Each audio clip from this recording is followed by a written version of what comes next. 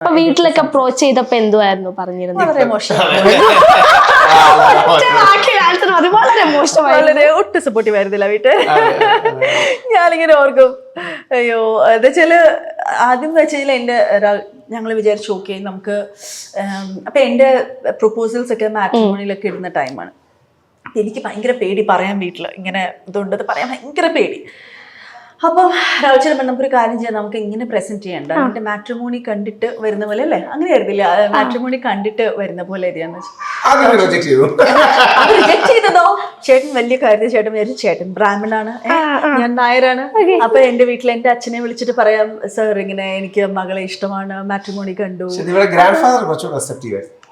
പക്ഷെ അച്ഛന്റെ മറുപടി കാണണം. അച്ഛൻ്റെ അടുത്ത് പറഞ്ഞു, സാർ ഇങ്ങനെ ഉണ്ട്, ഞങ്ങൾക്ക് ഇഷ്ടമാണ്, എനിക്ക് ഇഷ്ടമാണ്, അങ്ങ് നോക്കട്ടെ. അപ്പൊ അച്ഛന്റെ വിചാരത്തിൽ അറേഞ്ച്ഡ് മാരേജ് പ്രപ്പോസൽ ആയിരുന്നു.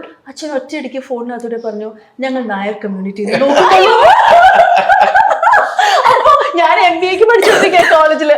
അപ്പൊ രാവിലെ ഒട്ടേ തന്നെ വിളിച്ചിട്ട്, നിന്റെ അച്ഛൻ പറയണേ നായർ കമ്മ്യൂണിറ്റി പറഞ്ഞോ. അപ്പൊ ദിവയുടെ ഗ്രാൻഡ് ഫാദറിനെ വിളിച്ചിട്ടുണ്ട്. ഗ്രാൻഡ് ഫാദർ NSSന്റെ ഒക്കെ വലിയ ആക്ടിവിസ്റ്റും കാര്യങ്ങളൊക്കെ. അപ്പൊ അദ്ദേഹം ഇല്ല പോയി.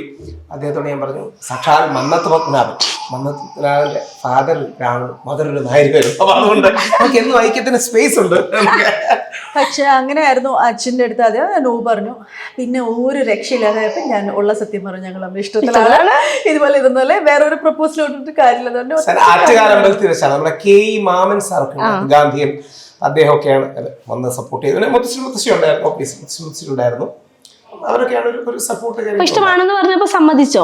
ഇല്ല, സമ്മതിച്ചില്ല. വീട്ടിലൊക്കെ വലിയ പ്രശ്നം ഉണ്ടായി. അവസാനം എന്താ പറയണേ, ലാസ്റ്റ് മിനിറ്റ് കൈൻഡ് ഓഫ് ഇറങ്ങി വരുന്ന രീതിയിൽ